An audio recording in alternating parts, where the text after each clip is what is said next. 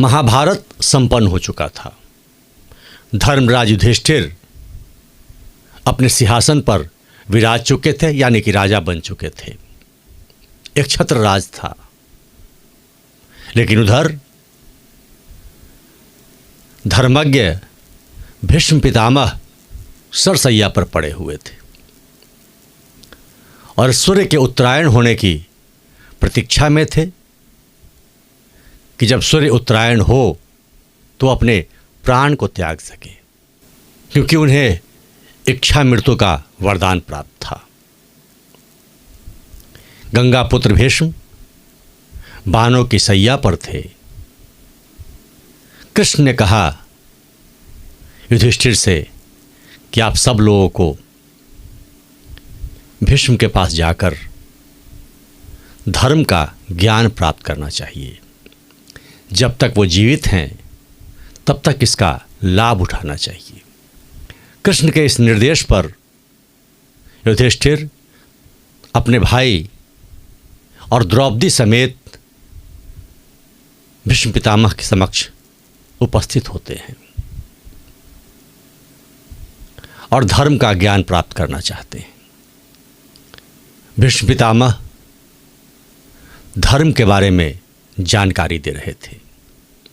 इसी बीच द्रौपदी खिलखिलाकर हंस पड़ी। नमस्कार, मैं शैलेश कुमार, शैलेश की बात में आपका हार्दिक स्वागत है। द्रौपदी हंसी। उसके बाद क्या हुआ यह भी कहानी मैं आपको बताने जा रहा हूं। लेकिन यह संदर्भ मैंने चुना क्यों? आज का यह संदर्भ इसलिए चुना कि जितेंद्र अहवाड ने वक्तव्य दिया है आज कि सनातन की वजह से देश बर्बाद हो गया। ऐसी बोली लोग क्यों बोलते हैं? इस तरह के वक्तव्य क्यों आते हैं? भारत जैसे देश में जो सनातनों का देश है और सनातन ने बर्बाद कर दिया। इसी पर मंथन करते हुए मुझे एक प्रसंग याद आया जो महाभारत से संबंधित है, तो मैं वह प्रसंग आपके बीच रख रहा हूँ। आप बुद्धिमान हैं, स्वयं समझ जाएंगे कि इन सब बातों का कारण क्या है। अब चलते हैं उस प्रसंग की ओर। जब भीष्म पितामह धर्म की व्याख्या कर रहे थे और धर्म के बारे में बता रहे थे तो अचानक द्रौपदी हंस पड़ी, खिलखिला उठी। लेकिन फिर द्रौपदी को एहसास हुआ कि गलती हो गई। वह तुरंत अपने मुंह को ढक लेती है, दांत को भींच लेती है। लेकिन भीष्म पितामह कह उठते हैं, बेटी आखिर तुम्हें हंसी क्यों आई? द्रौपदी कहती है, पितामह बस यूं ही क्षमा करें, गलती हो गई। लेकिन पितामह को यह पता था कि कोई भी गुणवान और कुलवती वधू इस प्रकार से किसी बात पर हंस दे, यह अच्छी बात नहीं है। कोई कारण तो अवश्य होगा। पितामह कहते हैं, बेटी मैं मृत्युशैया पर हूं, मुझसे झूठ बोलना उचित नहीं है। सच कहो, बात क्या है? तब द्रौपदी कह उठती है, पितामह जब आप धर्म की बात कह रहे थे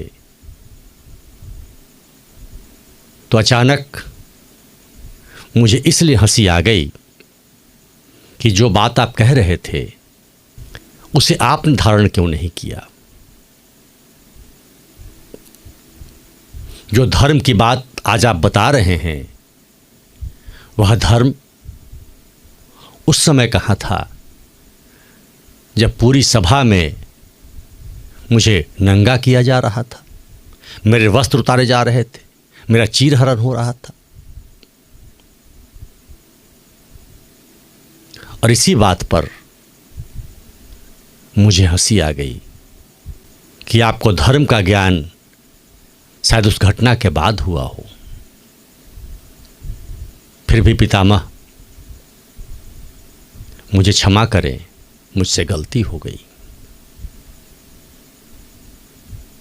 पितामह ने कहा, नहीं, क्षमा मांगने की कोई आवश्यकता नहीं है।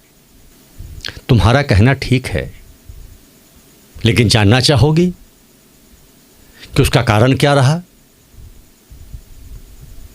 उसका कारण यह था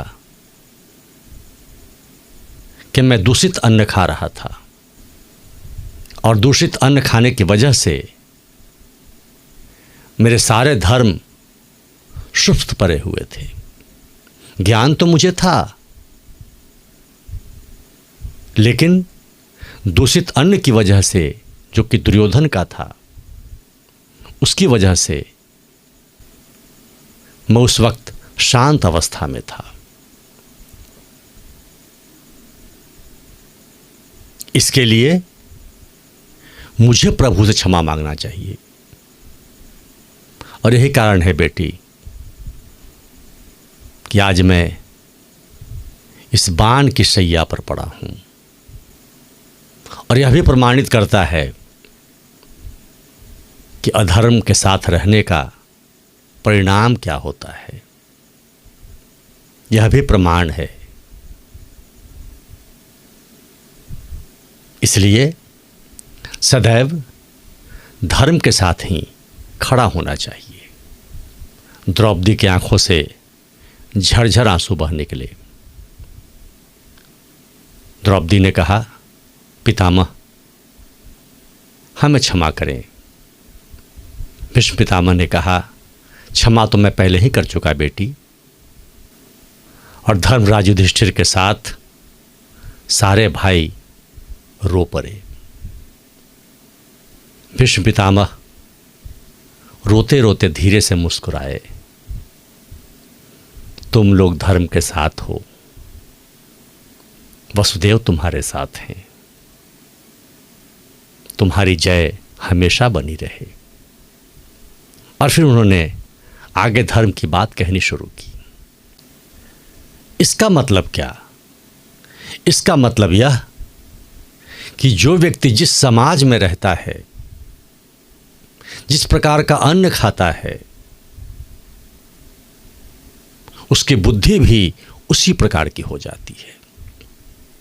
जो लोग सनातन के विरोध में इस देश में बोलते हैं, उनकी जमात देखिए, वो सब एक ही जमात के हैं और हमेशा आपस में वैसे ही परिचर्चा करते हैं। इसीलिए सबकी बुद्धि उसी प्रकार की हो गई है। और इसीलिए सनातन के विरुद्ध यह अनर्गल प्रलाप उन लोगों के मुख से निकल जाता है।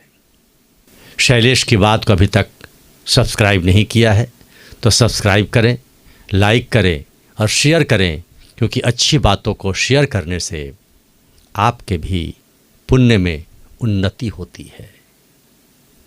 और मैं इसी तरह ही कुछ बातें लेकर, जो धर्म से जुड़ा हो, जो सनातन से जुड़ा हो, जो सीख से जुड़ा हो, उन बातों को लेकर मैं आपके बीच आता रहता हूँ।